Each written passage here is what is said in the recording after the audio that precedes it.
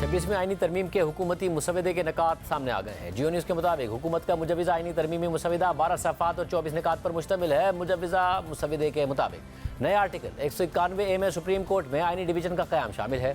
जजिस की तादाद judicial commission मुकर्रर करेगा। जजिस के लिए मुमकिन हद तक तमाम सूबों को बराबर की नुमाइंदगी दी जाएगी। सुप्रीम कोर्ट का कोई जज ओरिजिनल इख्तियार समात और सू मोटो मुकदमात का मिजाज नहीं होगा।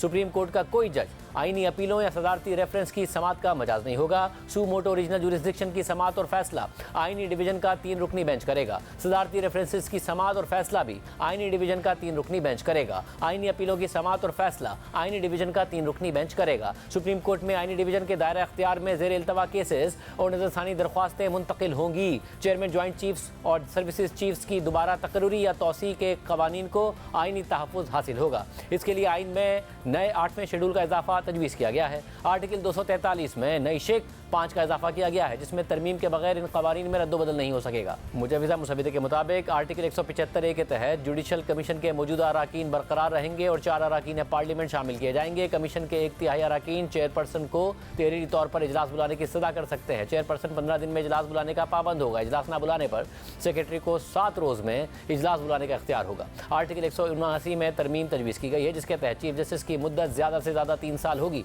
चीफ जस्टिस की उम्र 65 बरस से कम भी होगी तो वो अपनी 3 साल की मुद्दत पूरी करके रिटायर हो जाएंगे। आर्टिकल 63 में तरमीम के तहत दोहरी शहरियत का हामिल इलेक्शन लड़ने के लिए अहल करार पाएगा। मुंतखब होने पर 90 दिन में गैर मुल्की शहरियत तर्क करने की पाबंदी होगी। आर्टिकल 63A में तरमीम तजवीज़ की गई है कि मुनहरिफ रुकन का वोट शुमार होगा। काबीना या वज़ीर आज़म की सदर को भिजवाई गई समरी को किसी अदालत में चैलेंज नहीं किया जा सकेगा। आर्टिकल 209 में तरमीम के तहत चीफ जस्टिस पर रेफरेंस की सूरत में सीनियर तरीन जज सुप्रीम जुडिशल काउंसिल का हिस्सा बनाया जा सकेगा, जबकि जजिस को हटाने की वजूहात में नाकिस कारकर्दगी को भी शामिल कर दिया गया है। इसके लिए जजिस की कारकर्दगी पर जुडिशल कमीशन की रिपोर्ट को बुनियाद बनाया जाएगा। चीफ इलेक्शन कमिश्नर और मेंबरान मुद्दत मुकम्मल होने पर नई तकर्रियों तक 90 रोज़ तक काम कर सकेंगे। चीफ इलेक्शन कमिश्नर और अराकीन का पार्लियामेंट की करारदाद के जरिए दूसरी मुद्दत के लिए तकर्रुर किया जा सकेगा।